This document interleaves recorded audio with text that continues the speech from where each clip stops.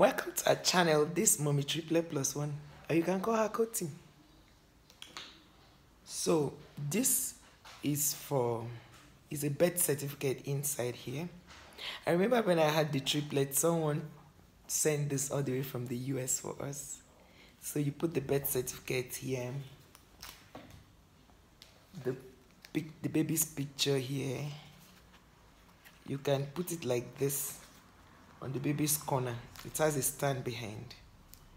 So you put the baby's picture here. I hope you're seeing it well. This is how it comes. This is how it comes. The birth certificate, their first tooth. Can you see it? The first tooth they had, their first scroll, their picture, birth certificate. So it's arranged like this. So it's actually for record keeping, so that every milestone of the baby is recorded. You can see this. So my kids will be changing school, so it was just natural for me to put all their documentations together. Their birth certificate is actually in this thing you see here. Is their birth certificate. It's each person's birth certificate.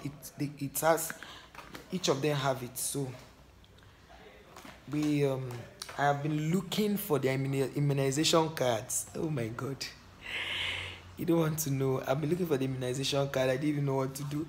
I was kind of worried, and then I needed to get their birth certificate. You know, if it's missing, I can actually get a birth certificate from the hospital with their date of birth. But is it possible for me to get the immunization card?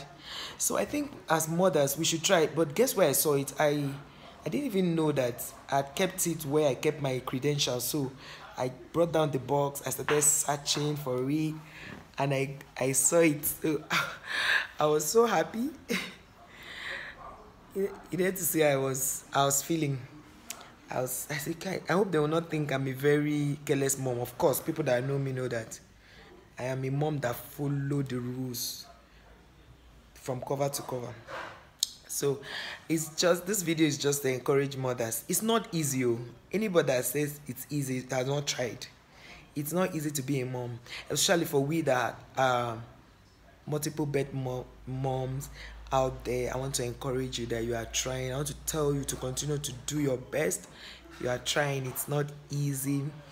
It's not easy. So and for those of you who have multiple births, maybe twins, check out. One of them is slow. You think maybe that one is calm. Put an eye on that one.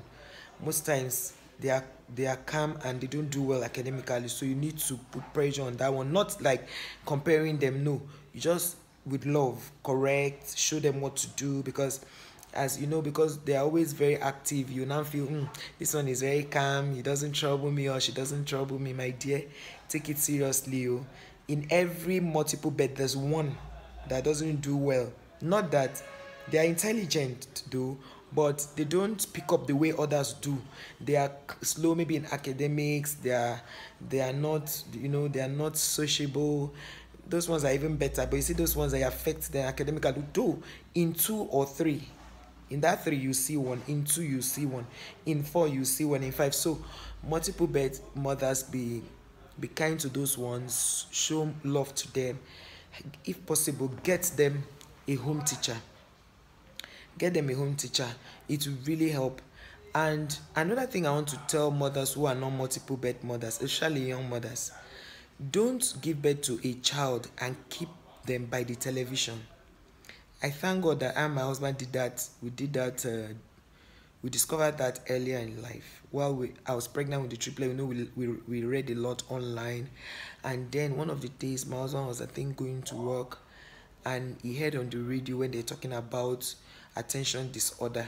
So he read up on it, and he saw a lot of things. Children who, you see, sometimes you see a child that is very, very hyperactive, always, trying to destroy things or fighting people sometimes, as the case may be.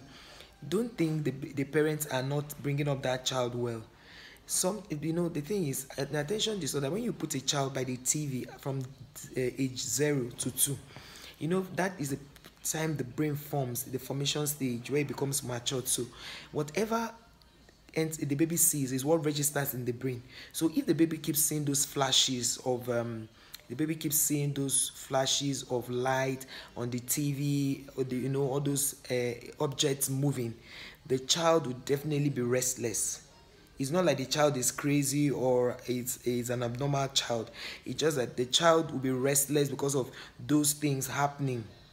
So what you need to do as a parent is that when a child is born from 0 to 2 years, try as much as possible to keep them off TV.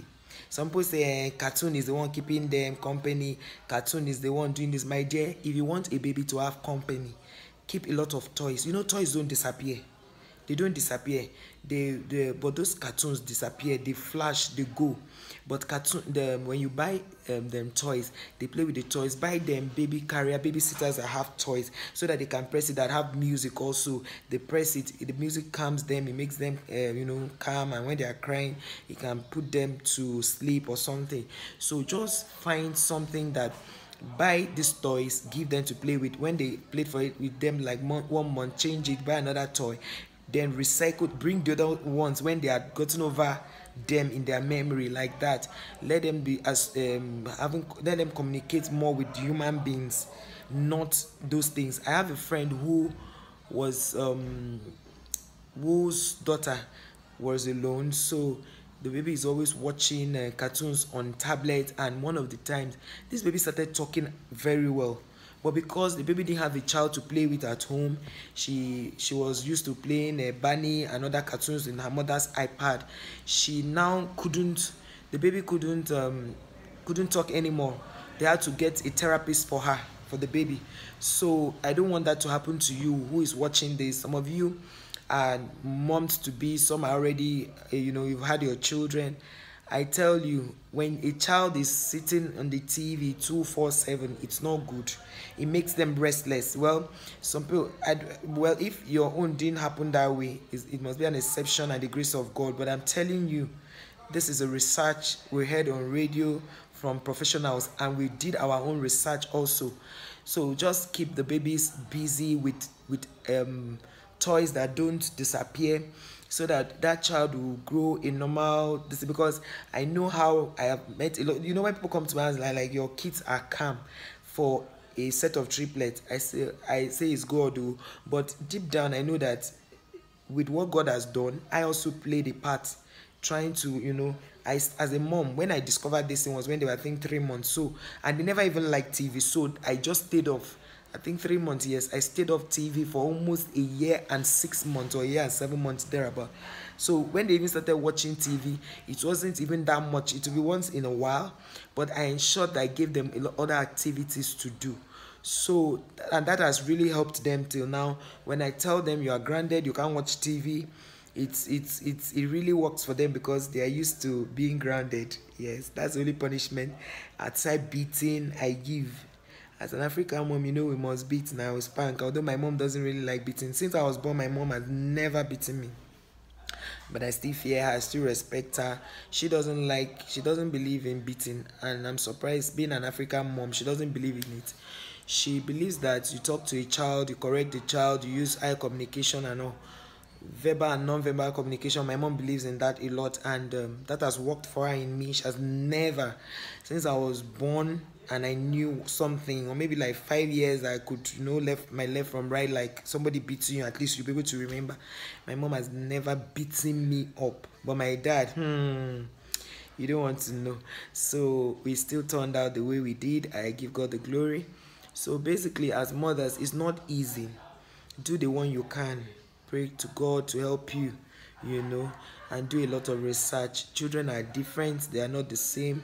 Sometimes when we are overwhelmed, we tend to compare them. Let's not do that, so that at the end of the day, none of our children will have a low self-esteem, because we mothers, because of the cares of this world, we are always tired, and then we don't want stress. But my sister, it's better to be stressed now than in future when the child will begin to give you a bad name. And people will say, you know, in this world, no matter how you train a child, once the child gets bad, it's the mother. And I know how it is to carry a child for 9 months, breastfeed, all the sleeplessness, the changing of diaper, the feeding in between and all. At the end of the day, people will not, you know, see that part. They will just be insulting you how you have failed. Well, it's good to be there as, you know, a hands-on mom. Be there. Let God will help us. Our fathers also, you need to support the wives. It's not just, I don't call that supporting you, I don't see that support. You need to be a good partner in this, because I know that if a child is bad, is a mother they used to accuse of not doing her job, and the fathers are freed. But that shouldn't be the case here. As a father, try to be there for your children, care about them, love them, correct them in love. If your wife is beating them, try to tell the children what they did is wrong, but later call your wife aside and say, dear, my love, my darling, my honey, whatever you call your husband, the way you beat that child that time wasn't nice. Sometimes a dialogue can do the magic. So I just felt, as because of what I went through looking for these children's documents, I had to, like, you know, I remembered when I was to do their international passport, and they asked me for this certificate, the birth certificate. I was looking for this. You know, sometimes when you're moving houses, it's always like that. You definitely mix up some things, or in the process of trying to keep it safe, you mix them up. So keep subscribing to our channel, and I tell you that we'll bring up more tips on how we can parent, we can live in love. I'm so glad that there was a day about a few days ago or a week ago, one of my sons told my husband that, Daddy, I love our family. And then we're inquisitive, like, it's not like we bought anything special. We now asked him, why did you say that? He said, because our family is full of love. We are always loving each other. We are always happy. Everybody is smiling, hugging. We are not fighting.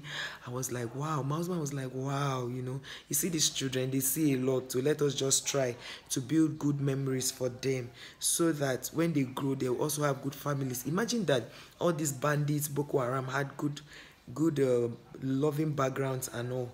You know, I'm sure that the level of this wickedness would have reduced drastically. So it all starts from the family. Let us try our best, and God will continue to help us as parents. For those of you who are looking for children, you don't have a child, don't worry. God will give you children. Before the end of this year, you will be pregnant. And by next year, early part of next year, you will give birth to your children. Not even a child, your children. So keep trusting in God and keep being prayerful. Start shopping for those children. Start shopping.